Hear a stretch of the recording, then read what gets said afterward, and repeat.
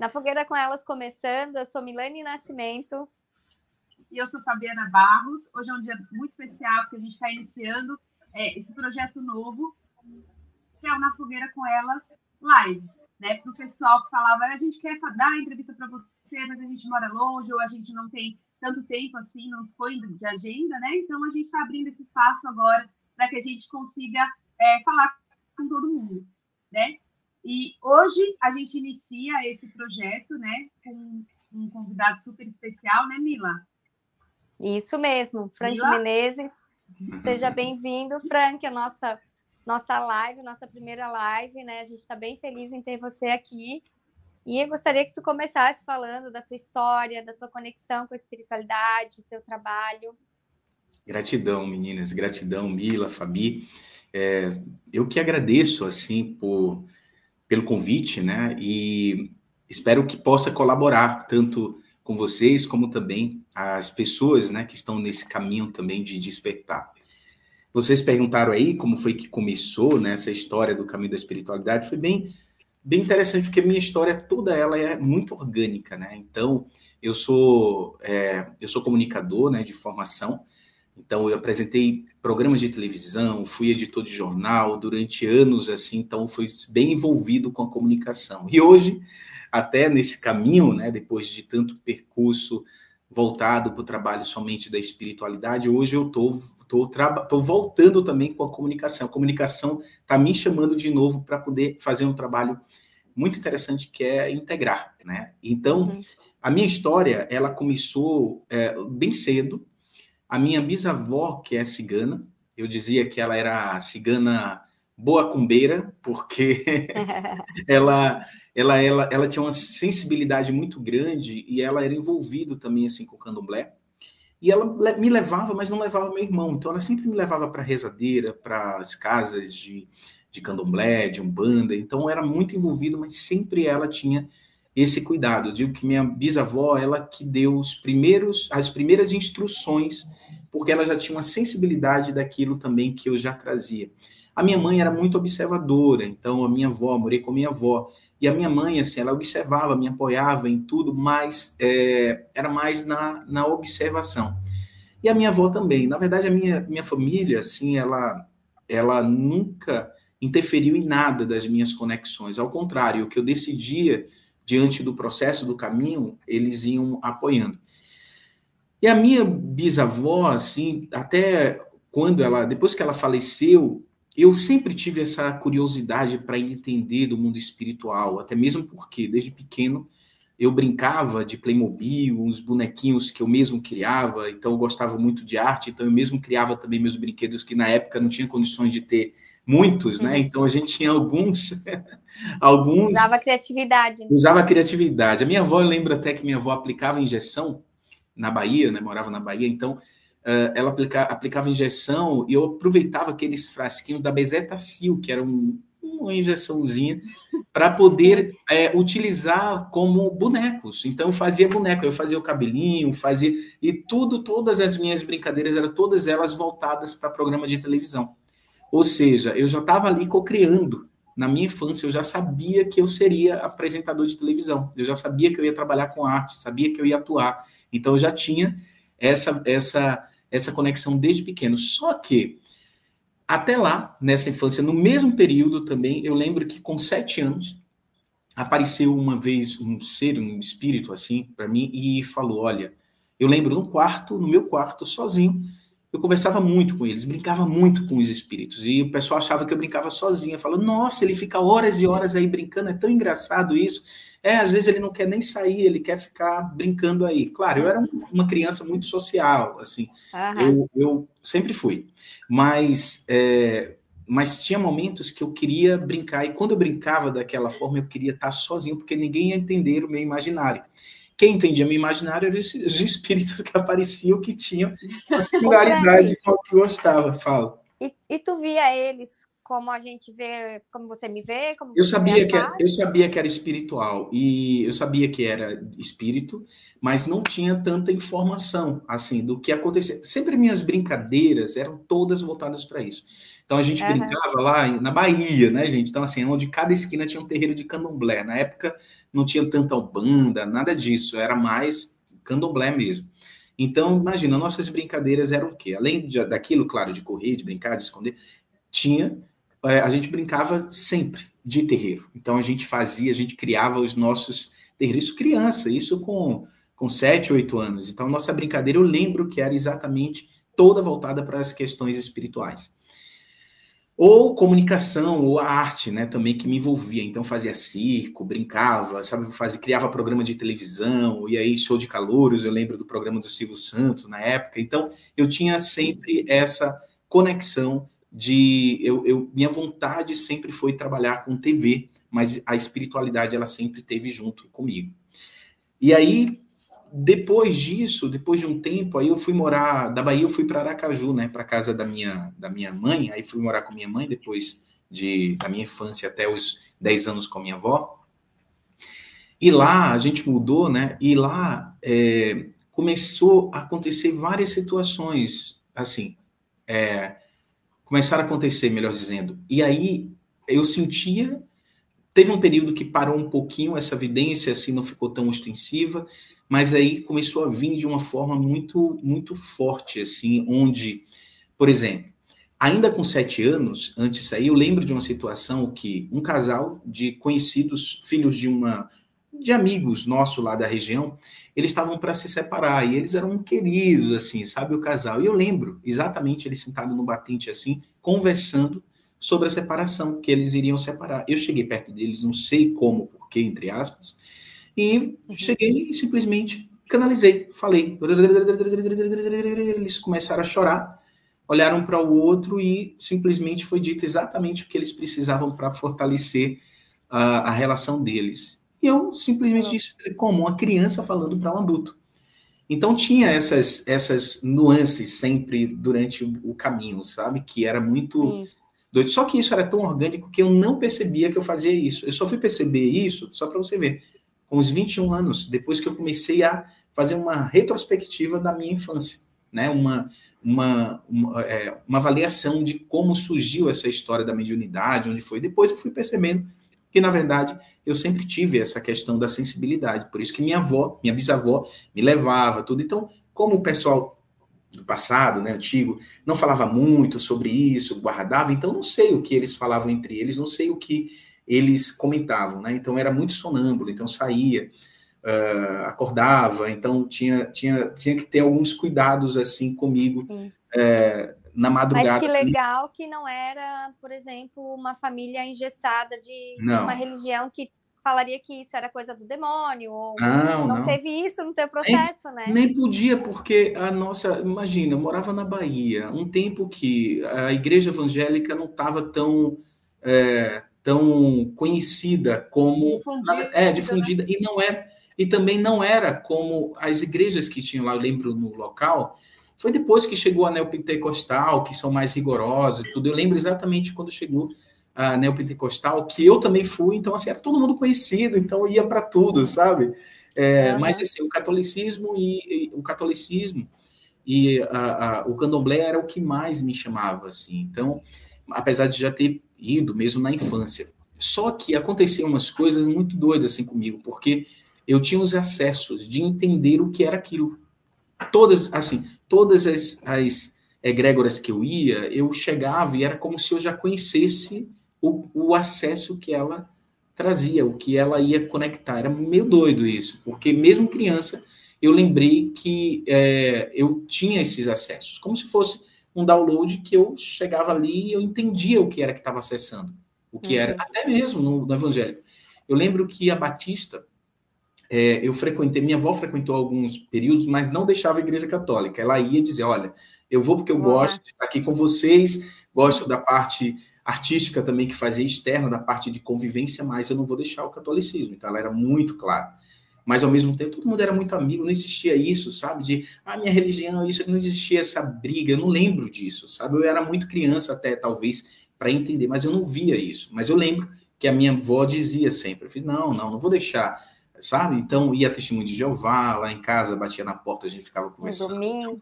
Aí pronto, aí começou essa história de crescer, né?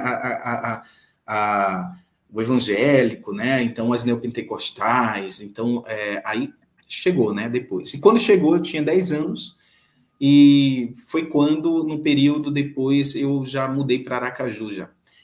E aí, quando eu cheguei em Aracaju, começou a acontecer alguns fenômenos,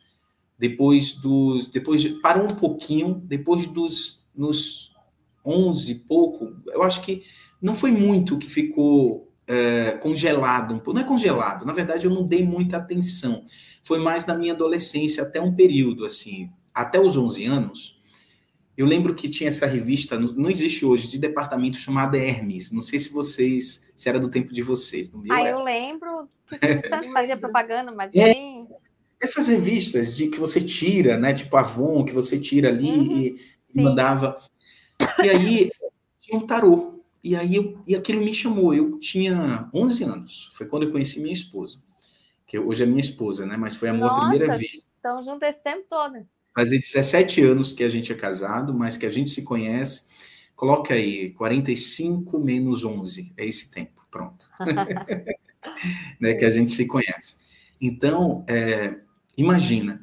Quando eu vi um tarô, eu falei, vou tirar. Tirei, e era da minha tia essa revista. E chegou. Quando chegou o tarô, aí começou a história de uma forma mais ampla, né?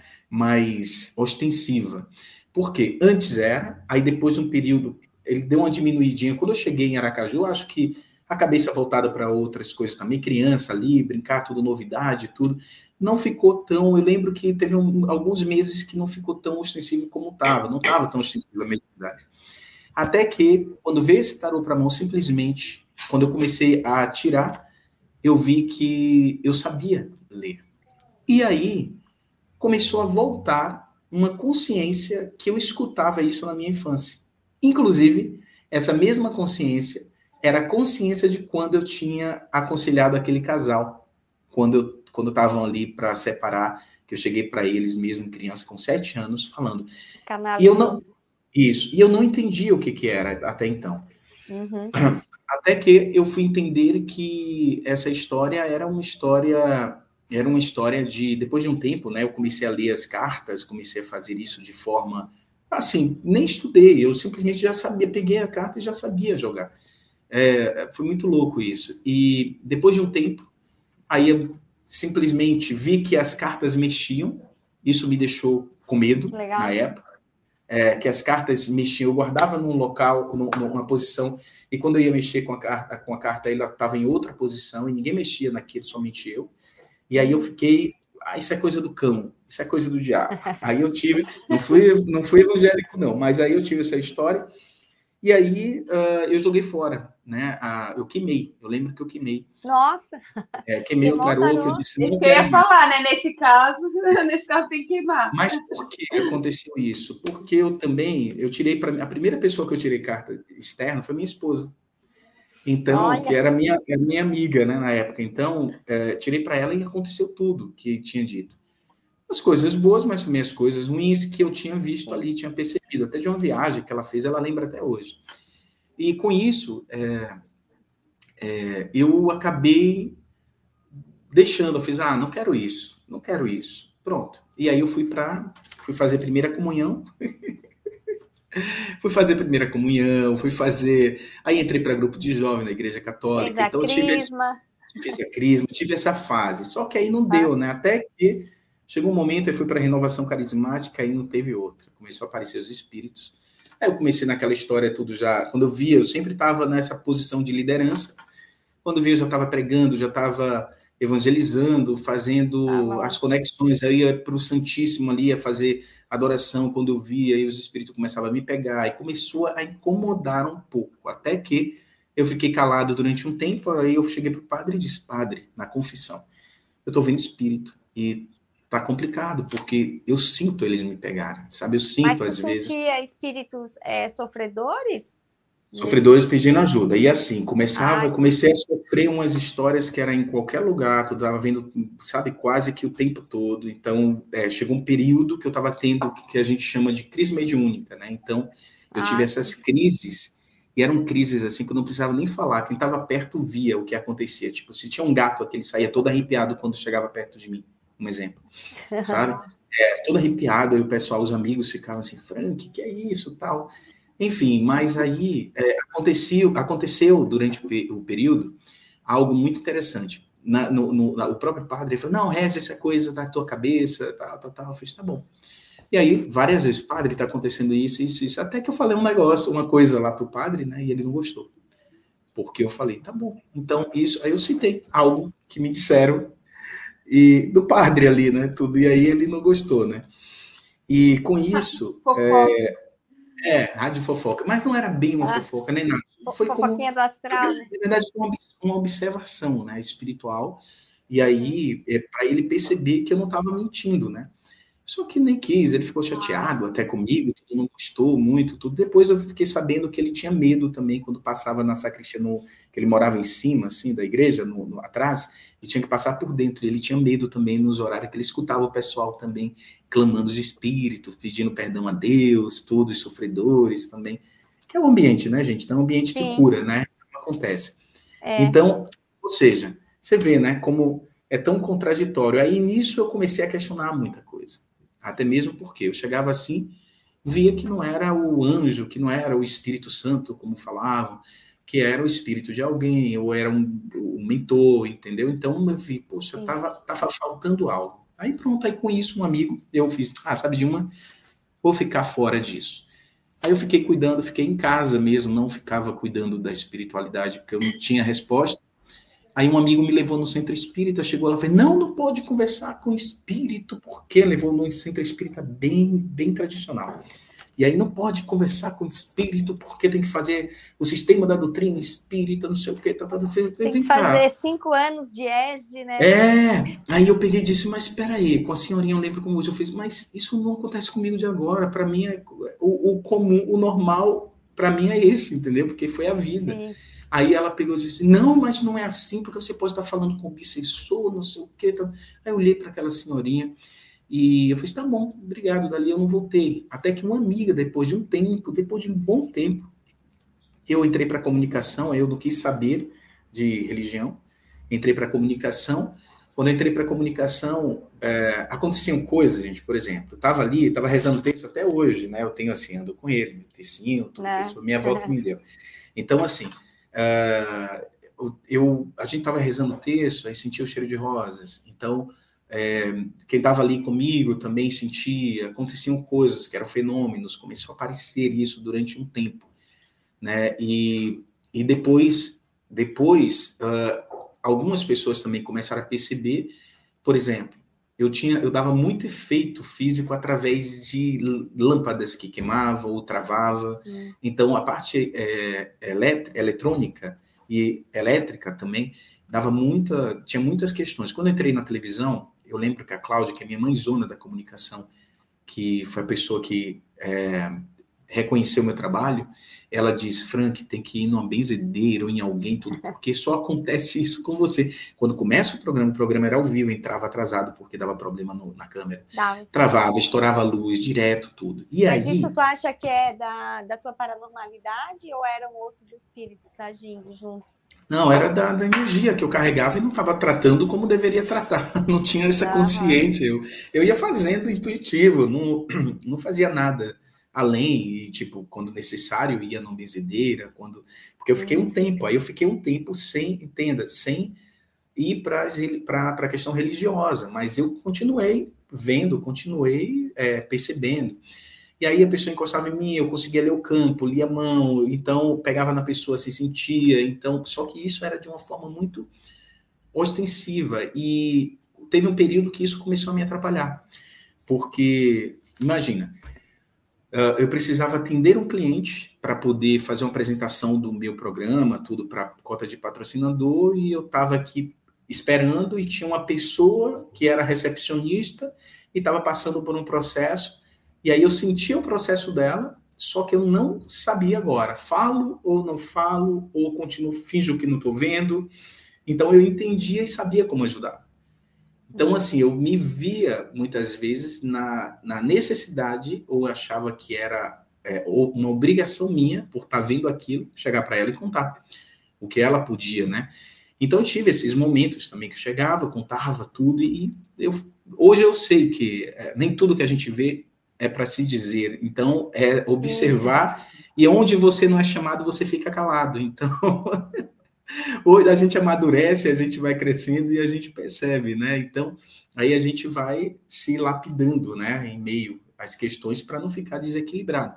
Aí que a pessoa poderia fazer igual o padre, assim, alguém te perguntou, né? Eu te perguntei, então, mais ou menos isso. Então, aí eu fui aprendendo, né? Que a pessoa precisa querer, pedir, se orientar, então, não tinha. Então, minha história foi toda assim, né? Foi toda essa... eu digo, um tsunami energético, né, de várias questões. Então, eu passei por alguns processos, mas, graças a Deus, assim, durante todo o período, eu nunca fui desamparado, que sempre aparecia uma pessoa certa, na hora certa, sabe? E aí, um amigo levou uma outra pessoa, que era um espiritualista lá da cidade também, que já me deu uma outra visão, muito mais madura.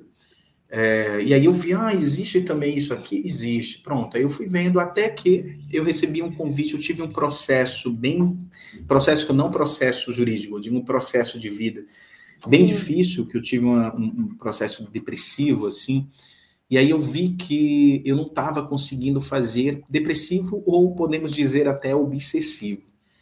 E aí me travou. Eu travei até que eu cheguei na Umbanda. Eu soube de uma amiga que foi num terreiro, de uma pessoa conhecida, inclusive a mãe de uma amiga, que era da comunicação também. E eu fui nesse terreiro, quando eu fui no terreiro, aí eu falei, pronto, é aqui. Eu encontrei. Encontrei. Aí eu via, né, era o que estava acontecendo no invisível. Aí no primeiro dia que eu fui no terreiro, era dia de ciganos. Quem estava lá? Um cigano, que estava com a cigana, o nome dele é Rafael, que estava com outra cigana assim na festa. Então eu via no espiritual o que estava acontecendo e via os espíritos. Eu achava muito engraçado a forma que eles acoplavam, né, no momento de incorporação e tal.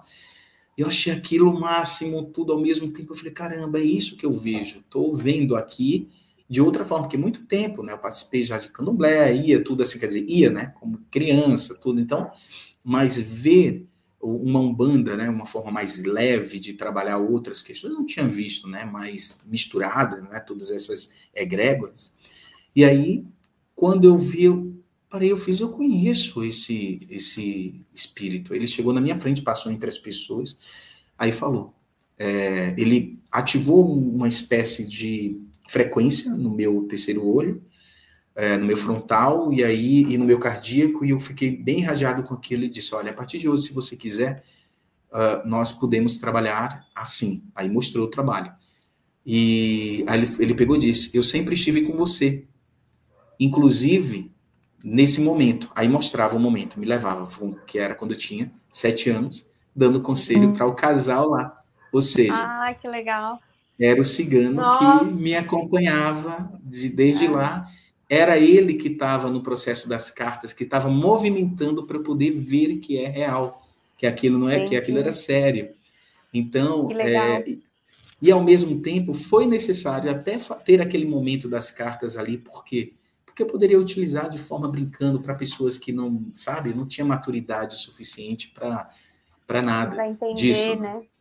Então foi ele mesmo que fez, ele disse, eu estava movimentando para você ver que é real, e porque também não era um momento ainda, estava chegando, mas como eu tinha essa percepção de ver, né, um pouquinho antes, então eu acabei enxergando aquilo, e ele acabou, de uma certa forma, fazendo com que eu não continuasse, né? Então, tanto é que eu vi da Paulinha umas histórias, outras minhas também, então foi bem interessante. E aí esse cigano... Ele atua como um mentor, então. Ele isso, é um dos. Por quê? Porque ele teve um momento que ele estava muito presente, assim, mais presente, mais conectado, que eu digo que ele foi o mentor que me instruiu até um período, assim, foi ele que me deu as primeiras instruções de uma consciência mais ampliada na espiritualidade. O nome dele é Cigano, eu chamo ele de Cigano, mas o nome dele é Rafael. O nome do meu filho é Rafael, que eu coloquei em homenagem a ele, inclusive. Porque ele mostrou o meu filho para mim, para minha esposa e para minha sogra. Os 3 viram. Que legal. Meu filho antes de vir. Os 3 viram. Exatamente como meu filho é. Os 3 viram. Então, tem umas histórias assim. Minhas histórias, sabe aquela mata a cobra e mostra o pau? Minhas histórias espirituais são bem assim. Até porque eu questiono. Porque são histórias que têm embasamento, assim, né? Não é só uma história genérica, assim, né? E aí, pronto, nessa história, isso é uma das, né? Aí começou, né, o trabalho, e eu comecei a trabalhar naquele terreiro de Umbanda até hoje aqui. É tão lindo, porque se eu abrir aqui de manhã, a primeira mensagem é da mãe de santo, que ela tem 90 e poucos anos já, mas ela é tão ativa, sabe? Eu digo que o corpo dela, o corpo não acompanha o espírito dela, sabe? Que o espírito é tão jovem, mas ela manda mensagem, eu tô olhando aqui, todos os dias ela manda mensagem. Bom dia, como você tá? Bom dia. Então, assim, sabe daquela aqui? Olha, todo dia, hoje mandou aqui, ela manda mensagem todo dia perguntando como eu tô. Nunca esquece de ti. Todos os dias ela manda mensagem para mim perguntando como tá. Hoje, ela não trabalha, ela trabalha mais fechado, assim, tem um trabalho menor, tudo. E ela tá bem senhorinha também, assim, mas muito lúcida, mas uma pessoa muito querida, né, mãe de Norá. E foi a pessoa que me deu as primeiras instruções e cuidou, né, assim, de mim durante um tempo, e até que depois eu comecei a ampliar também a visão. Então, assim, eu vi que já estava, minha visão já estava um pouco, aquilo já estava um pouco limitado, que eu já tinha recebido o que eu tinha que receber. E aí pronto, aí eu saí e fiquei só visitante e caminhante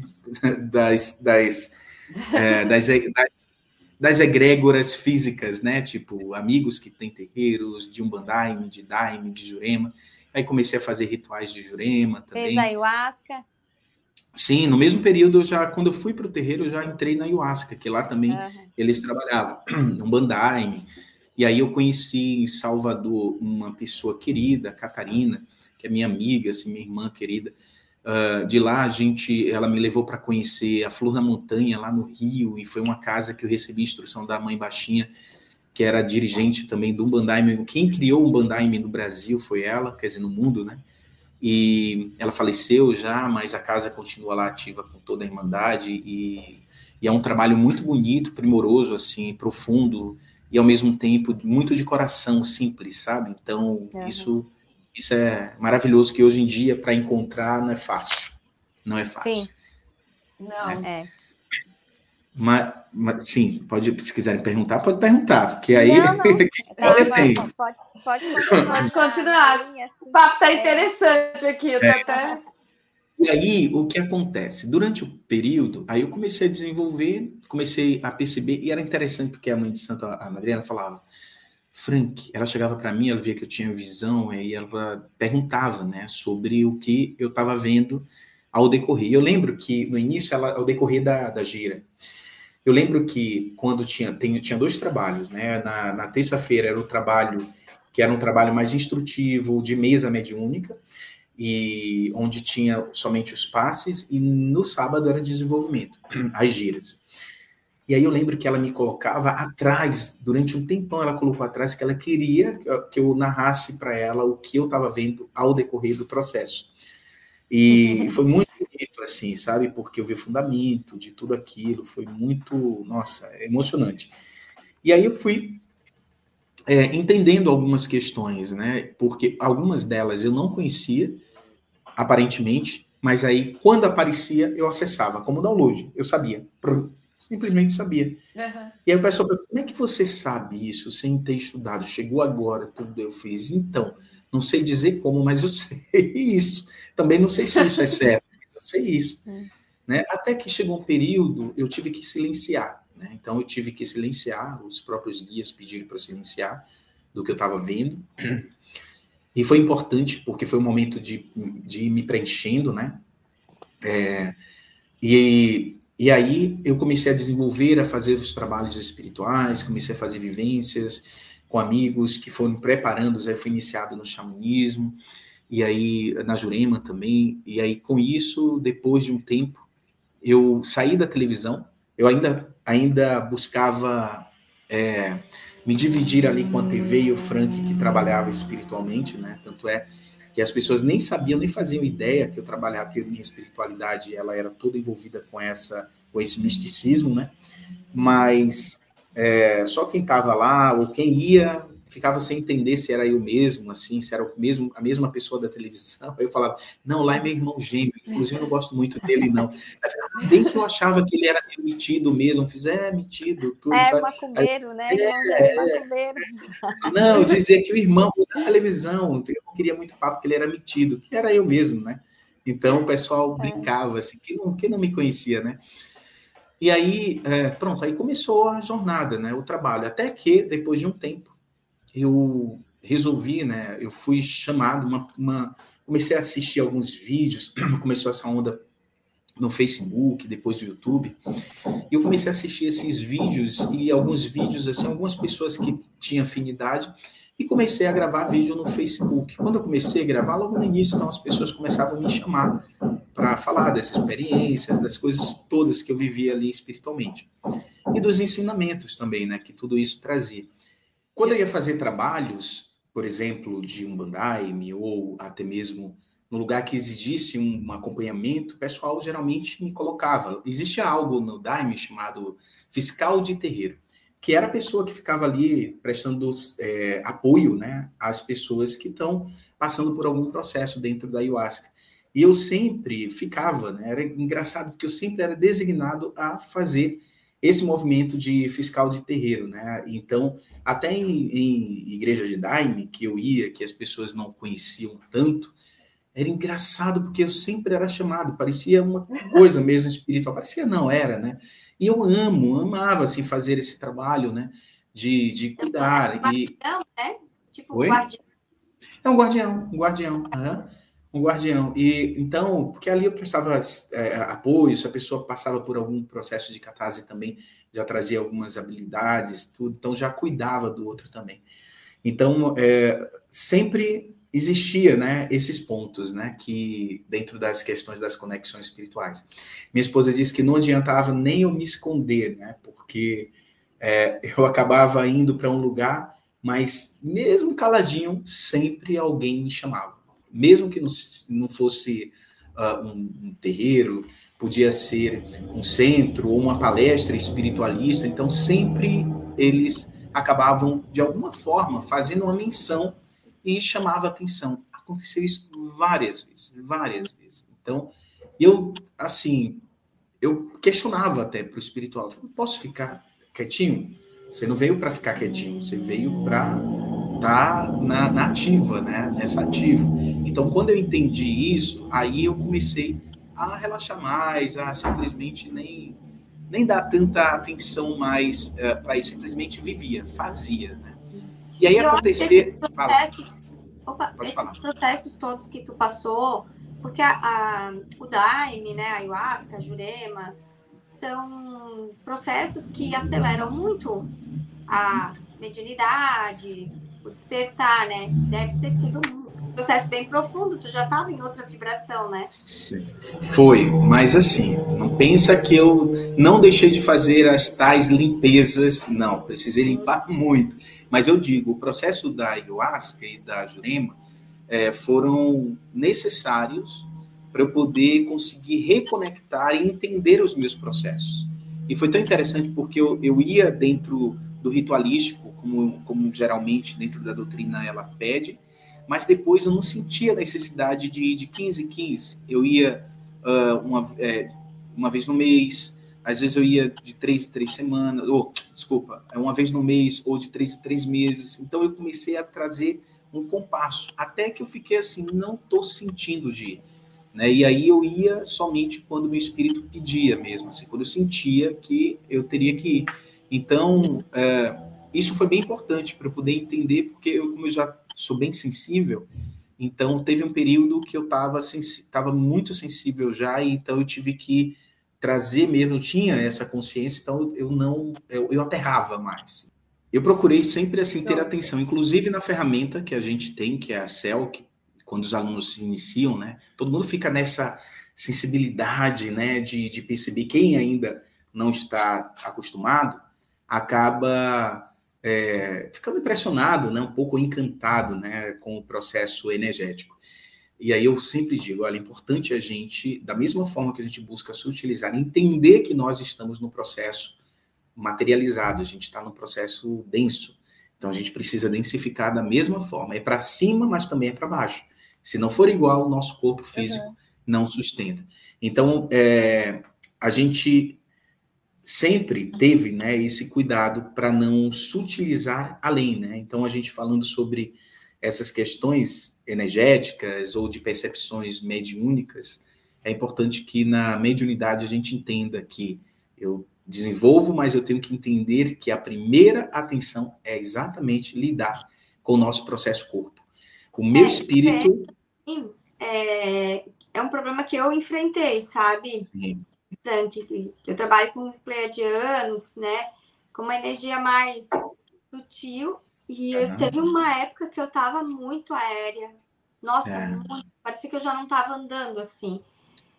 E eu vou te dizer, é um dos processos que muita gente tem que tomar cuidado no tempo atual. Por quê? Não é porque um ET, alguém que fez uma comunicação do outro lado, a gente realmente se encanta, né, com isso. Sim. Mas a gente tem que tomar muito cuidado também, porque a depender da ferramenta e da frequência, tem frequências que é difícil lidar com elas na Terra. Então, a gente tem que saber a medida dela. Porque senão, a medida disso, porque senão a gente quer viver fora da Terra e entra numa paranoia, e aí entra nos ismos, né, no fanatismo, né? Então começa toda a história da gente não ter vontade de viver a Terra, ou seja, algo que seria para ajudar na passagem, ajuda, tá ao contrário, ela vai ajudar a você a se afastar da sua realidade agora, porque a realidade é essa aqui, por mais que a gente diga que seja uma projeção, mas a gente está experienciando essa. O que eu estou na consciência maior agora é isso aqui, é essa experiência. E aí, se a gente não tiver isso, a gente acaba se perdendo. E eu vi muita gente enlouquecendo, viu? Por conta desses acessos. Então, a gente tem que tomar muito cuidado mesmo. Então, assim... O que tu acha que é, assim, uma dica legal para quem está mais no sutil, ter esse equilíbrio, assim? Que a gente botar o pé na jaca. Entender que a gente está na experiência humana. Eu não tomo um vinho porque isso, não tomo porque não gosta, tudo bem. Não toma porque está achando que é pecado, então pronto. Aí faça seu, sabe? Gosta de ir no barzinho, vá com os amigos, vida normal. O que a gente precisa entender é isso. Quando a gente está no processo de despertar, a gente quer ali, a gente tem uma tribo, e aí é gostoso. Claro, tem coisas que não mais encaixa com determinadas vibrações que a gente não quer. Ok, é uma opção. Mas eu vou dizer, se a gente não densificar da mesma forma que a gente está sutilizando, entendendo que o processo também denso, você começa a achar que você é santificado. Começa a achar que você é especial, que não pode nem abraçar alguém. Eu já tive situações de pessoas que eu já vi que não me abrace porque eu estou nessa energia. Então, cristalzinho. Não sujar, meu irmão. Então, tem que tomar muito cuidado, sabe? Porque a gente precisa entender que a gente é espírito, mente e corpo aqui nessa experiência. A gente trabalha essa tríade. E a nossa experiência aqui é de terceira dimensão, por mais que a gente acesse, quando a gente fala acessar a quinta dimensão, é acessar o ensinamento da quinta dimensão para poder ajudar o processo da terceira. Mas isso é consciencial, gente. Não é o que a Terra não tem, que a experiência da Terra é de terceira dimensão. Então, por mais que a gente queira, por mais que a gente não vai conseguir, que o nosso corpo a gravidade, senão estava todo mundo flutuando, entendeu? Então, é isso. E aí, essa densidade é o que muitos que estão em outras dimensões estão querendo ter experiência, né? E a gente aqui, muitos querendo até voltar não sei para onde, não vai adiantar, porque se tiver no tempo vai desencarnar e vai continuar por aqui mesmo. Por isso que a gente tem a Roma de obsessor na Terra, limpando. Oi? A galera falando, ai, cadê minha nave? Eu quero nossa, não vai adiantar não, filha. A nave vai ser tudo, pode até trazer na consciência, eu vou para minha nave, vou para isso, aquilo, que nada. E fala, oxe, você já está em uma terra, a experiência é essa. A gente esquece que do outro lado também as pessoas podem ver a terra como uma nave também, como um meio, né? Então, ela pode ter outra visão também. A gente chama isso, né? A gente chama de planeta, mas outros pode chamar de outro não, pode falar que é uma nave, e daí, né? A gente não sabe tudo.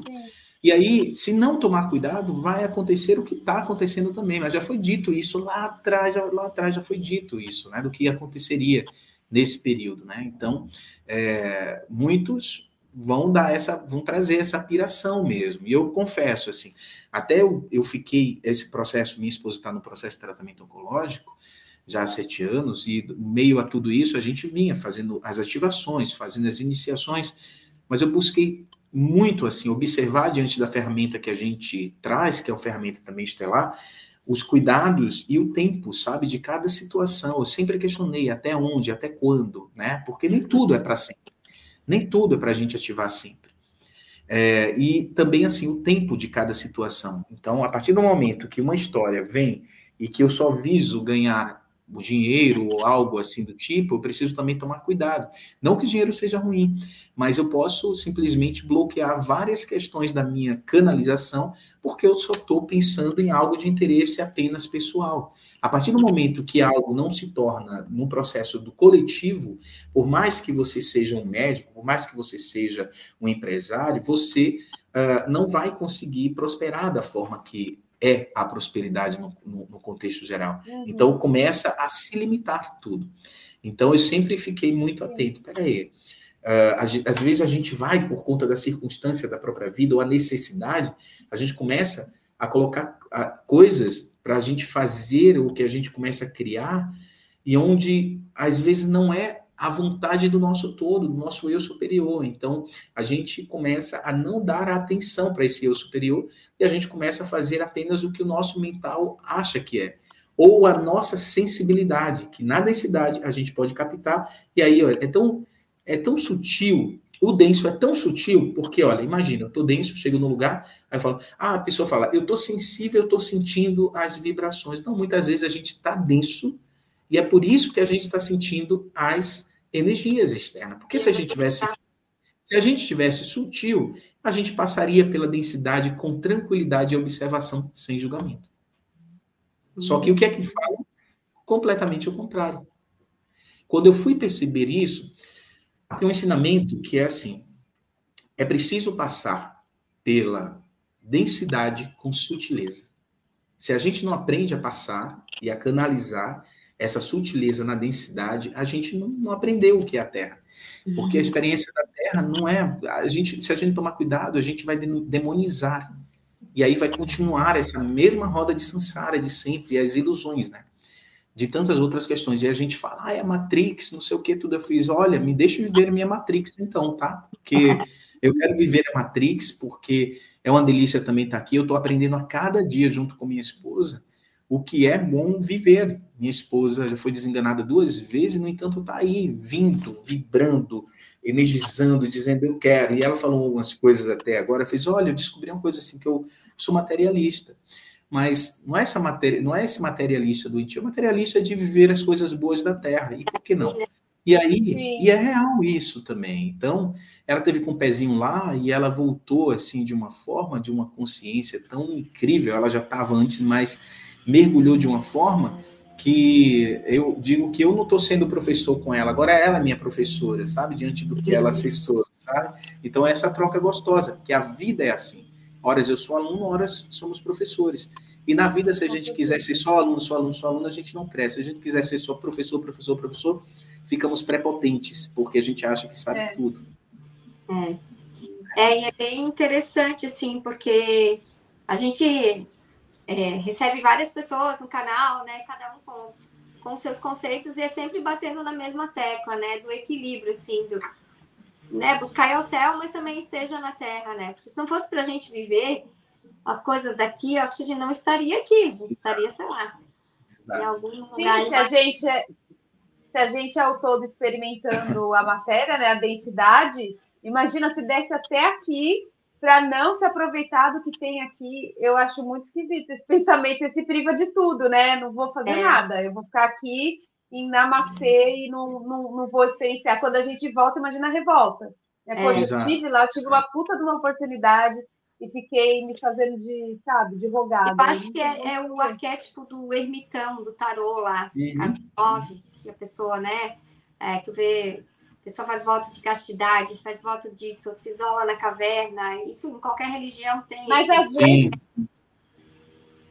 Mas às vezes a pessoa nem gosta de se privar, ela se priva porque acha que vai ganhar algum ponto com a espiritualidade. Exatamente. É que ela gosta, beleza. Eu gosto de ficar na caverna meditando, ok, não tem problema nenhum. Né? Mas a pessoa gosta do negócio, gosta de aproveitar os prazeres da terra e se priva totalmente porque acha que vai ganhar alguma estrelinha na testa. Aí, exatamente. De querer ser especial, né? Eu também acho isso. Eu acho, e é tão interessante porque até alguns amigos, né, eu estava de uma forma muito intensa, né, na internet, né, muito intensa mesmo, intensa de tal forma que me adoeceu, né, então eu tive um burnout, imagina, que eu ensino as pessoas a saírem de pânico, de tudo isso, e eu estava ali, eu lembro, fazendo curso que era relacionado a isso, eu tive uns acessos de anos que para mim estava tudo resolvido. Depois eu entendi que nunca está resolvido completamente. Na verdade, a gente aprende a controlar as nossas partes, né? Em desequilíbrio. Então, aí isso ajuda a equilibrar, que é consciência. E foi tão interessante porque eu tive que praticar todas as técnicas que eu fazia para poder dar conta. Imagina, eu dando aula para os alunos, não tinha como dizer não no período da pandemia e eu tinha que estar ali fazendo, né? E ao mesmo tempo o pânico vindo, acessava o medo, acessava tudo aquilo, e eu dando aula e tendo que fazer as técnicas. Depois que terminou, o pessoal falou: como você conseguiu? Ninguém sabia disso. Eu contei para eles quando terminou, concluiu a turma. Falei: gente, lembra daquele dia, tal, eu estava em crise de pânico. E eu tinha que concluir. Eu tinha que dar conta. Tanto da aula de vocês, como o curso que a gente estava lançando, que foi o curso que acabou dando no livro, que era o Magia da Gratidão. E aí o curso não, um programa que a gente fez, de 21 dias também. Começou lá, depois que veio o livro. Aí eu falei, gente, eu estava na crise. Aí foi, Frank, todo mundo assim, sério? E olha, a crise veio exatamente no dia que eu estava acessando a frequência que eu precisava, melhor que a gente precisa fazer para poder ajudar a organizar isso no nosso mental e no nosso campo. E aí todo mundo ficou assim, né, de cara, né, os alunos, tudo. Eu lembro que foi a maior turma, foi uma turma muito grande. E então, assim, colocar as nossas vulnerabilidades nos ajuda também a entender que não é porque eu tenho uma técnica, não é porque eu canalizei, ou eu fiz, ou eu criei, ou aprendi, sei lá o quê, não quer dizer que que eu não passe por isso, que a gente não passe por isso. E eu vou dizer, quem disser que não passa, está mentindo, desculpa, com todo respeito, está mentindo mesmo, está escondendo, porque somos humanos nessa experiência, e essa experiência aqui, ela é isso, né? Essa montanha russa, horas eu estou em cima, horas eu estou embaixo, depois eu subo, ok, eu tenho uma técnica e não faço, o que é que aconteceu, né? E aí você já colocou vários véus, ou colocaram, ou você absorveu, ou você próprio criou, e aí a gente precisa do outro para poder trocar, e a gente acha que a gente é Superman, super-homens, que a gente vai conseguir, não vai conseguir tudo, nem toda hora, tem situações que é muito mais profundo. Como que é? Ou vai conseguir curar o outro, né? Você começa nesse ramo como terapeuta e, vou curar o outro. Com essa, como se você fosse um salvador, né? E não tem salvador. Não, tem não. Tá todo cagado e vai querer curar o outro. Pois é. Então a gente fala assim, eu sempre digo, né, assim, que vamos se curar junto nesse processo, sabe? É muito mais leve, imagina. E você não traz responsabilidade que não é sua para você. Então, a partir do momento que você ajuda, né, dá vara para pescar, mas também ali de vez em quando você vê que o outro que tá pesado, né? Ou até mesmo trazendo um ensinamento que eu sempre trago até para os alunos. Eu digo, olha, João carregou a cruz de Jesus até uma estação da Via Sacra. Depois ele diz, toma Jesus que a cruz é sua. E ele devolveu a cruz para Jesus. Então, tem momentos da vida que a gente precisa carregar a cruz ajudando ao outro, sim. Mas entendendo que se eu carregar a cruz do outro até o final da jornada, até a ressurreição, pode não haver a ressurreição. Porque não era a história, né? Não era o propósito. Então, não era o caminho. Se a gente não tomar cuidado com isso, na vida, né, que são ensinamentos, tá tudo aí, gente. Tá tudo aí. A gente precisa... a gente fala de místico, né? Agora, o bonitinho, agora, é assim, se perceber, existe um mercado em tudo, tá, gente? Existe um mercado, tanto para o marketing de lojas, de eventos, de moda e por aí vai, de tudo, né? Maçã do amor, como que é? Morango do amor, e tantas outras coisas. Maravilhoso, bom que a gente que gosta, quem gosta, né? Maravilhoso. Mas assim, existe para tudo. E na espiritualidade, no espiritualismo também, tá uma enxurrada de coisas. Se eu chegar aqui, tô criando, ou então canalizei, que for isso. Aí vem alguém, vai replicar aquilo. Rapidinho, vai replicar. E deu certo, e a pessoa não... Vai dar certo, porque é o campo, né? Tá no campo também. E aí, outras situações também, porque tem gente que já, como eu disse, o cuidado que precisa ter eu estou fazendo isso com qual propósito? O propósito é somente de me beneficiar disso apenas, ou isso tem um propósito muito além, que é o todo, né? O que é que eu vou fazer? O que isso veio para me ensinar, para me instruir, para colocar em mim?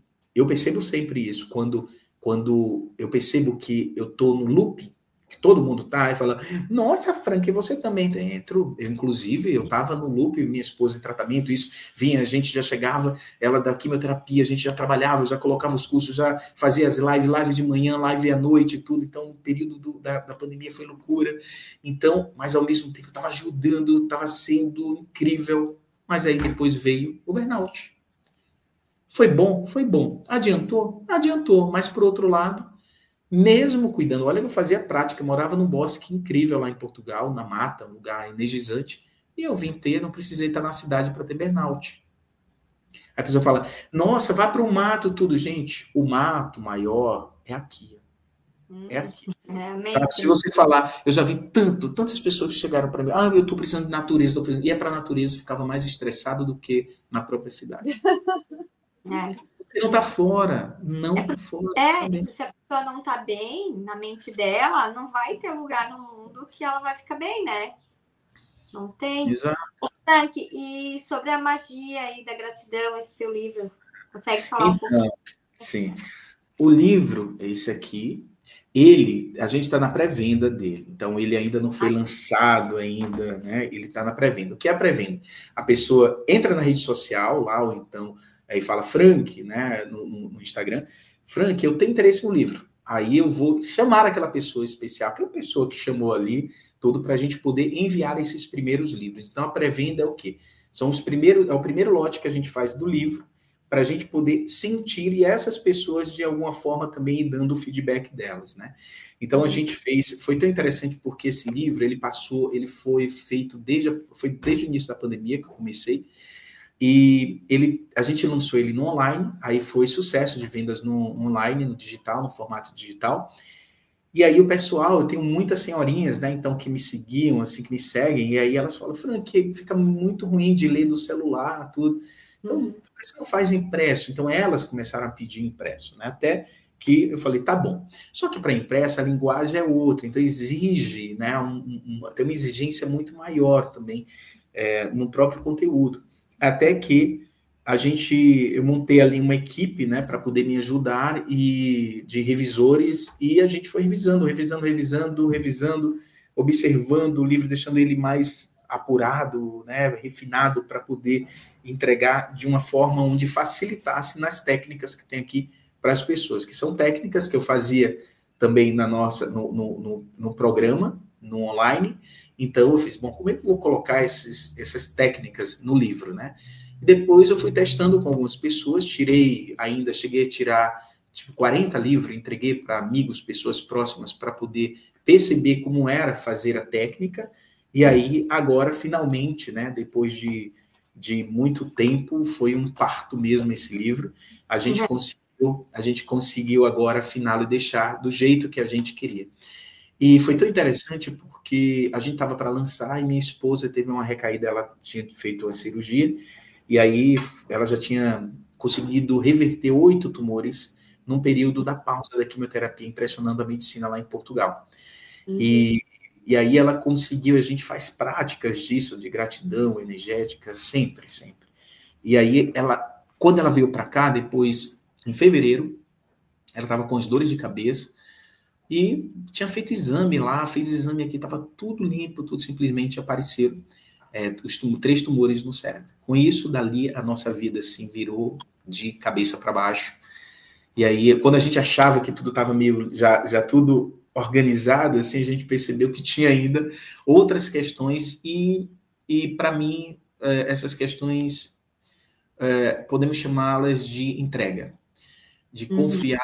E sabe, no momento onde você vê, primeiro a gente passou por um processo de um ano de abismo lá em Portugal antes de vir, e aí a gente teve um momento que é de um vácuo, sabe, que só era você e Deus mesmo, assim, e os amigos, claro, mas eu digo, agora é entregar a Deus e a gente seguir, né, de uma forma onde a gente não crie tantos projetos ou expectativas lá na frente, mas apenas no viver o agora. Então, cada dia, cada momento, cada segundo, cada fração, a gente começou a valorizar, a gente começou a perceber o quanto que é importante, e veio ensinar isso, né? E depois dali, quando ela foi no médico para poder receber alta da cirurgia que ela fez para poder treinar, ela foi diagnosticada, né, com o tumor, 3 tumores no cérebro, e estava grave, tinha que fazer cirurgia. Então ela não conseguiu nem ir para casa, gente. A gente foi para lá, meu filho teve que ir lá para poder dar um beijo nela, tudo porque era de risco, né? E nisso começou uma história, né, na nossa vida. Quem me acompanha nas redes sociais sabe, assim, eu sempre estou postando uma coisa ou outra falando. E a vida começou a pedir passos para trás e também ficar quietinho, observando em alguns momentos. E aí a gente veio entender outros processos também, que quando você fala, é um ensinamento, mas quando você passa, você traz esse ensinamento muito mais profundo, né? Porque você passa até por algumas questões. Você acha, eu já passei por isso, eu sei como lidar, sabe nada. Tem outras questões muito, vou falar, pior, sabe? Ou piores. Então a gente aprendeu isso. Mesmo na situação, né? Paulinha, a gente sempre buscou, né, observar que existiam pessoas com situações bem mais difíceis lá no hospital do que a dela. Então, a gente sempre tinha motivo para agradecer. Sempre. Aí, o que acontecia? O que aconteceu? Quando eu ia lançar o livro, no período que a gente ia lançar o livro, aconteceu dela ter esse outro diagnóstico. E foi internada, fez cirurgia, e debilitou mais um pouco, tudo, mas conseguiu voltar. Teve uma infecção, teve a meningite, uma infecção generalizada, e depois teve uma bactéria para poder combater a meningite. Ela foi desenganada pelos médicos, até que no terceiro dia ela voltou. Ela disse que não era Jesus, mas ela ressuscita no terceiro dia. E aí, no terceiro dia ela voltou. E aí voltou, né, com alguns cuidados, tudo, e teve que ficar 2 meses, já depois de 1 mês, 3 meses lá no hospital, e aí eu tive que ficar com ela. Nisso já tinha 3, mais quase 1, por conta do período da internação e do tempo da cirurgia, quase 3 meses e pouco.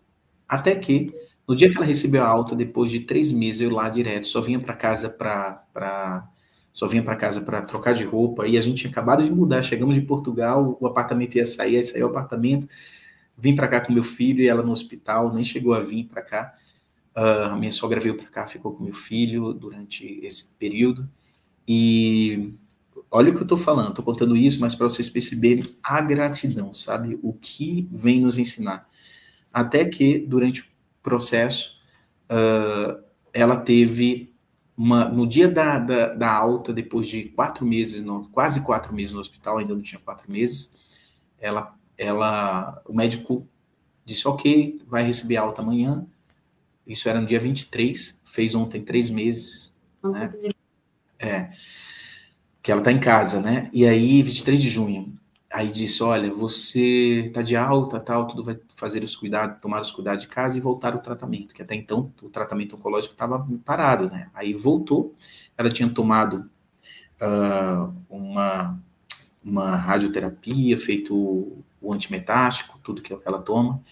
E aí o que aconteceu? Ela teve uma recaída de novo, uma pneumocistose, ou seja, uma pneumonia bem brava que ninguém conseguia entender que bicho era, porque eles falavam, né, sobre isso, chamam de bicho. Até que ali, na hora que eu fui abraçar, tá chorando porque é emocionado, porque vai receber alta, ou seja, o médico acabou de dar alta, saiu, e simplesmente de manhã estava tudo ok, o sangue dela, toda a respiração, tudo caiu. De uma hora para outra eu vejo todo mundo entrando no quarto, tal. Ela leva para UTI, foi entubada de novo. Aí quando a gente foi lá vê-la, e eu já não podia ficar no hospital, porque na UTI não podia ficar, aí ela disse, estava esperando vocês para se despedir, e assim, ela nunca falou em despedida. Ela falava que voltava. Então dessa segunda vez, ela disse, ela falou, estou sentindo que eu acho que eu vou fazer o possível, mas eu estou achando que dessa vez eu vou. Aí eu, amor, se tiver que ir, tudo, a gente conversou, meu filho também foi muito madurinho, assim, conversou, falou do processo, entregou, disse, mãe, vamos... mãe, quantos anos tem teu filho, Frank? 15 anos. 15 querido. 15 anos. Então foi bem difícil nesse dia, assim, mas ao mesmo tempo a gente foi com o coração, assim, bem entregue, preparado, confiando, sabe? E na gratidão. Vamos confiar no processo, e eu falei para ela, né, também, que seja feito o que o seu espírito quer, né? Então, confiar nesse processo. Bom, nisso, ela se despediu no outro dia de manhã, eu vim para casa, aí a mãe dela, aí ela acabou ligando, né, pra gente. Ela ligou pra gente no outro dia também para dizer que ia ser entubada e pronto, para se despedir oficialmente, né, com o médico lá. Porque disse assim, olha, vai ser bem difícil, porque uma infecção bem difícil, tudo para poder voltar. Né? Então, assim, ela aproveitou, se despediu, todo mundo, né? E teve essa oportunidade também, eu estava olhando também, eu fiz, apesar de tudo, é bênção, né? Porque imagina, a pessoa, né, partir ainda, né, se despedir, tudo, apesar da dor, de tudo, né? Aí eu fiz, tá certo, ok, ela ficou entubada. Nessa da intubação, eu vim para cá com a mãe dela e eu percebi que a mãe dela não estava muito bem. Estava com os movimentos diferentes, andando devagar, tudo. Eu falei, você não está bem. Liguei para a irmã dela, que mora no Rio. Quando chegou aqui, a irmã dela veio para cá já no outro dia, disse que a mãe não estava bem. A mãe fez no outro dia exame, durante o dia o plano dela é bom, então ela fez no mesmo dia um monte de exames, já queriam deixar internada. A mãe estava com 11 tumores no cérebro e não sabia. Meu Jesus. Meu Deus. 11 tumores no cérebro. E aí, pronto. Aí eu, caramba. Eu fiz, bom, vamos lá. Universo, confio na providência, confio... Tá na gratidão no meio disso tudo, né? Então, você entendeu? Tá entendendo por que eu tô falando disso agora? Eu fiz. E a gratidão, o que eu conto aqui é uma outra história, que na verdade tem a ver com todo ensinamento. Mas... eu digo, já tem outra história para contar da gratidão, porque o que veio... Aí eu fiz, o desafio para a gente poder, né, não esmorecer e vamos lá, né? Aí tá certo. Nisso, minha sogra viajou já no outro dia para a cidade, porque os médicos, tudo dela, estão lá, né? E aí já ficou internada, e ela voltou na semana que a minha sogra foi para lá. Ela voltou para casa, recebeu alta. Voltou ao terceiro dia, acordou. Minha sogra nem chegou a ver da UTI e já levantando, sabe, mesmo com algumas limitações, mas conseguiu levantar. E aí ficou ainda uma semana lá no quarto, internada, e já veio para casa. Ou seja, gente, são vários milagres já, sabe? Vários milagres. Não é um só, vários. E aí veio para casa, hoje fazem 3 meses, não teve recaída, graças a Deus, está fazendo o tratamento, está fazendo a quimioterapia, está fazendo radioterapia, fez, né? Então, está fazendo o que tem que fazer, né? O que precisa ser feito. Porém, durante o processo, tudo, ela achou estranho, que a mãe dela não estava, tudo eu tive que falar, tudo que a mãe estava no hospital, tal. Até que ela chegou a falar com a mãe 2 vezes, não demorou muito, a mãe dela partiu. Nossa. Num processo de recuperação, né, dela. Então, foi bem um momento bem desafiador, mas, ao mesmo tempo, a gente está confiando, sabe, nos desígnios de Deus, assim. Como nada é certo, né? Eu estava pensando isso até antes da live, assim, porque a gente acha que a gente tem controle, ou que a gente está no controle. Uhum. E, de repente, tu pensa, ano que vem, por essa época, eu vou estar fazendo tal coisa. E vem a vida e dá umas mudadas. Tu nem imagina, né? Mas eu achei muito interessante o que você falou, que seja o que o seu espírito quiser. Eu achei muito interessante isso, porque na verdade é isso, né? Você não sabe de nada, mas a sua centelha, o seu espírito, enfim, seja qual for o nome que você queira chamar, ele sabe, né? E você confiar nisso, eu achei muito interessante, porque normalmente a pessoa quer agarrar e falar, não, fica, e achei de um esclarecimento muito grande isso. Em momento algum a gente, né, não teve isso. Mas ela, Paulinha, é muito, muito positiva, muito conectada, ela é muito especial, assim. É especial, todos os amigos falam isso. Todos. Opa! Eu acho que caiu, foi ele que caiu, então. Travou, Eu acho que ele caiu, Voltou. Tô aqui. Opa! Tá aí, voltou. Então, parei. Vamos de novo, vou sair. Ela é uma fadinha. 3, 2, 1. Ela é uma fadinha. Então, ela traz muitas conexões, né? E mais ainda, né? Porque durante o processo dessa última internação, ela não estava separando muito o plano físico com o espiritual em alguns momentos. Então, ela via os mentores, ela via mentores meus. Na hora que eu estava fazendo prece, acordava de madrugada, às vezes eu estava ali fazendo minha prece, tudo. Ela falava, Frank, tem um senhor assim, assim, assado. Aí eu peguei isso. É o Pai Mané, que é um preto velho, que é um guia meu. Ela fez o Pai Mané. E eu tinha feito na inteligência artificial uma imagem dele, eu tinha feito naquele dia, que foi dia 13 de maio, no dia de Nossa Senhora de Fátima.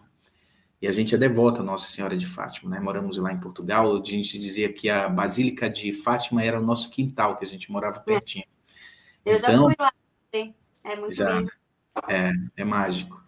Então, ela tem essas conexões. Então, a magia da gratidão, ela está em outra etapa, né? Apesar de eu ter passado ali algumas experiências minhas, até mesmo do passado, mas ele é um livro que é um programa, né, prático, né, onde a gente fala exatamente da gratidão. Gratidão é a gente entrar nesse estado de consciência. Muitas vezes a gente esquece, a gente não sabe como entrar nesse estado de consciência. E o estado de consciência, lembra quando eu disse a você que teve um período da vida que não tinha o que a gente fazer muito, a não ser observar, agradecer, estar presente, consciente ali? Então, por quê? Porque geralmente a gente sai da consciência e a gente quer projetar isso para um futuro, ou projetar isso para um passado, diante de apegos, de medos, quando na verdade a gente só tem o agora. E foi exatamente o melhor. Foi não, né? É o momento que a gente está passando. É exatamente isso. O que a gente tem é só o agora, né? É só esse momento. Por mais que a gente faça algumas atividades, pensando talvez nesse futuro que a gente tem como base aqui para organizar no nosso calendário, na nossa agenda, mas o que a gente tem é só o agora. Só o agora. O que é que eu posso fazer hoje? Então a gente diz que a gente vive um dia de cada vez agora. Sem muitos projetos, que eu digo a longo prazo, no sentido de entregar diante do que for melhor, sabe? Então, foi a forma que a gente encontrou para a gente viver de uma forma mais consciente e real durante o processo. Aí a gente até diz, a gente está vivendo o processo, né? Então, entender e confiar nesse processo. Muitas vezes a gente não confia, porque a gente fica com raiva, enfim, tem tanta coisa para curar, então a gente foi se curando de tantas questões, a gente foi mergulhando, mas também sempre com cuidado, né, para não ficar uma coisa desesperadora, tudo, vou buscar isso, aquilo, não sei o que, todo mundo, tem gente que fala, tem uma técnica tal, que é isso, que já curou isso, tem outra técnica, não sei o que, aí eu falei, eu agradeço, meu irmão, uma ou outra, tudo, claro, a gente vai filtrando, a gente até, né, acolhe, mas outra, fez uma gratidão, tudo, porque se a gente não tomar cuidado, vira uma história que não é a essência. Então, existe algo que está muito aí na essência. E quando você entende a essência, já foi. E aí, existe o processo de vida aqui. Imagina, né? Eu lidei com essa história do espiritual durante anos na minha vida, desde a minha infância, assim, que eu me reconheço como gente. E agora, assim, a gente tem que lidar com as dores emocionais das pessoas queridas que a gente ama, né? Minha esposa, tudo, mas ao mesmo tempo trabalhar todo o desapego da gente poder estar livre, como a gente fez isso. Hoje nosso casamento foi cigano, então nosso juramento foi exatamente isso. Na verdade, não era bem um juramento, era um acerto do não juramento, que existia a liberdade de ser, a liberdade do espírito. Então, e a gente soltava as pombas em sinal dessa união e liberdade. Mas ao mesmo tempo de respeito, né? Tem o pacto de sangue e tudo, mas todos esses envolvimentos não era para aprisionar, mas sim para libertar. Né? Então, eu lembrei muito até do meu casamento mesmo, nesses processos, e era uma montanha-russa emocional, quem passou sabe o que é, que já passou com alguém na família, né? Então, horas está bem, horas desce, outra sobe, outra não está, outra você sai dali, está ótimo, quando você volta não está, e é uma loucura. E ao mesmo tempo... Tudo, tu conseguir manter o equilíbrio espiritual e ainda canalizar um trabalho desse, as flores que saem da lama, né? Porque realmente é um momento difícil de dor, tu conseguir canalizar um livro e falando de gratidão na hora da dor, porque... Sim. A maioria das pessoas que têm saúde, que também não consegue agradecer a nada, né? E enxergar isso no momento de dor realmente não é para muito isso, né? Assim, a gente já vinha, né, fazendo livro, tudo, então, para mim foi um processo mais particular, até mesmo eu falei, caramba, tanta gente querendo livro, pedindo tudo, e eu ali no hospital com o livro que é um livro que era a prova, né? As provas ali que eu tinha, mas não podia fazer nada mais do que isso, né? Então eu falei, gente, vou continuar falando dele. Comecei a fazer, eu fiz, entendi o universo, então vou lá, vou fazer as práticas. Quando eu comecei a fazer prática, comecei a identificar também coisas que no livro que poderia dificultar para a pessoa fazer prática. Eu falei, vou mudar isso aqui. Vou mudar isso aqui também. Comecei a fazer. Você vê, todo o livro está todo, né, assim, marcado, rasurado, justamente porque eu mexi muito nele, né? E foi bom. Tudo tem um para-quê, né, na vida. E tudo tem um para-quê. Então, essa história de tudo tem um para-quê faz a gente entender que está tudo certo. Mas sabe uma coisa também que eu percebi? Eu sempre fui dessa história de buscar trazer pontos de equilíbrio, né? Sou comunicador, né? Então, artista. Só que o trabalho terapêutico, esse trabalho espiritualista, inconscientemente eu percebi também que ele me afastou muito das coisas que eu gosto também. E não era nem porque eu não queria, era porque não tinha tempo. Meu tempo era só aquele. Depois, uma das coisas que a gente viu que eu estava muito imersivo nisso. E aí entrou o online. E o online eu já vinha fazendo há muito tempo. Não era de agora. Foi logo do iniciozinho. Então, assim, aí prende muito a gente. E você sabe, isso aqui é bom, ajuda aí para tantas pessoas do outro lado do mundo, mas se a gente tomar cuidado, a gente ajuda dentro desse processo da sutileza a criar arranhões de uma forma onde você acaba dando uma despirocada se você não tomar cuidado. Um cansaço mental, com burnout mesmo. Então, eu nesse processo todo, eu percebi também os excessos que eu tive no período da pandemia, então eu estava muito no YouTube. Então, hoje, eu reduzi as atividades. Então, eu estou nesse momento. O que dá para fazer? Então, assim, reduzir. Eu tenho tantos cursos, tem vários cursos, né? Aí eu falei, não, eu vou reduzir esses cursos. E eu comecei a sentir a necessidade de integrar. Eu falei, bom, de que forma eu posso fazer isso? Onde eu posso integrar? As pessoas que entraram no espiritualismo, que me conhecem o Frank terapeuta, o Frank espiritualista, mas e o Frank artista, o Frank comunicador? Eu estou comunicando, tudo bem, mas esse Frank? E outra coisa, separar, não é essa, a nova era não é isso, não é a separatividade, é a gente integrar. E outra, se você está ali levando informação para quem já está desperto, nada serve. Você tem que levar informação para a pessoa que não conhece, entende? Quem vai querer te ouvir são esses que não sabem dessa informação. Então, aí muita gente fala, vamos separar disso, então, sabe, o mundo, a Matrix, tudo, e a gente está precisando da Matrix para poder pagar as contas. Né? Ele vai falar, onde que ilusão é essa da Matrix? A pessoa que está fazendo terapia com você é um empresário, alguém que está ali, que tem condições, porque se não tiver condições, pronto, não vai ser na troca. Eu adoraria que na vida fosse o escambo, a troca. Mas não é assim, não é dessa forma, entende? Então, assim, a gente viaja muito, sabe? A gente que eu estou colocando é no geral, né? O ser humano. Né?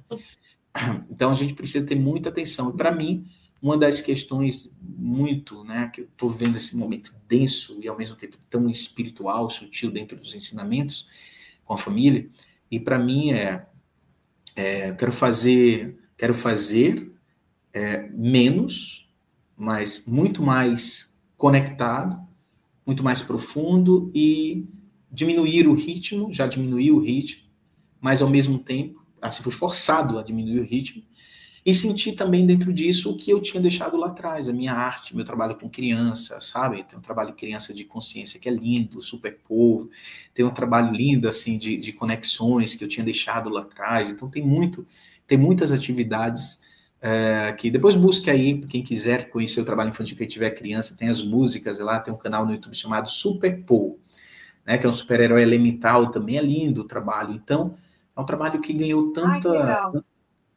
espaço, e quando eu fui para Portugal, eu parei de fazer, porque eu falava dos animais, os animais que participam da nossa flora aqui, então, só na nossa fauna, a gente lá era outra história, então não dava para levar.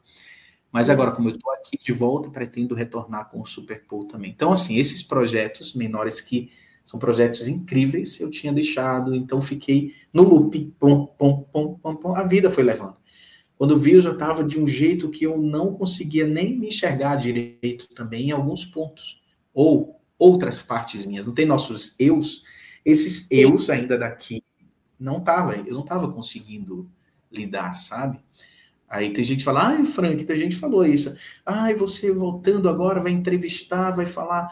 Aí eu fiz, eu não vejo você assim, porque você me conheceu agora, mas eu sempre fui assim. Então, assim, eu falei, não vou fazer nada. Esse canal vai continuar sendo o que for. Eu tenho outro canal aqui, esse canal eu falo de comunicação, falo de coisas do cotidiano. Conto histórias que podem conectar as pessoas na vida, no comum. Fazendo minha receita ali, conversando e trazendo a palavra de conexão, sabe? Coisas do dia a dia. Então, eu senti isso. O fato de estar em casa, nesse papel de cuidador também, me trouxe muito isso. O que mais, meninas? Não, bom. Eu falo, gente. Não, mas é ótimo. A gente gosta. Qual o programa que tu apresentava? Nossa, eu apresentei alguns já. Assim, o último foi o programa... Desculpa, oi?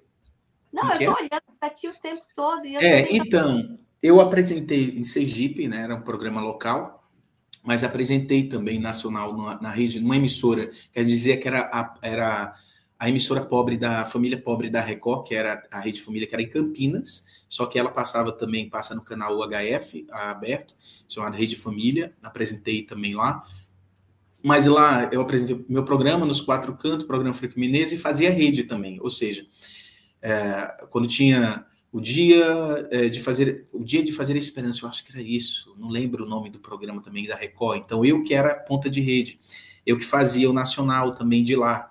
Então, tinha matérias que eu fazia para alguns programas também nacionais, então eu mandava para o Domingo Espetacular, programas, aí já fui também para Hoje em Dia, coisas assim, sabe? Tipo de matérias, tudo, eu sempre... E já trabalhei também na rede TV de Belém, plantando um projeto lá. Lá foi pouco tempo, mas aí ficava nessa, até que quase que eu fui trabalhar com... Olha, eu estava para trabalhar com a Eliana no SBT, e aí, naquele período, aconteceu de não conseguir chegar a tempo, e eu acabei ficando por aqui, eu quis ficar mesmo por aqui, e aí, nesse período que eu comecei a trabalhar com espiritualidade, assim, na verdade, com atendimentos. Eu fui para um lugar aqui de Umbandaime, e aí lá estava tendo uma festa artística em prol para a construção do templo, né, da oca deles lá, da igreja deles. E eu fui lá, eu vou lá atender para poder ajudar, para auxiliar.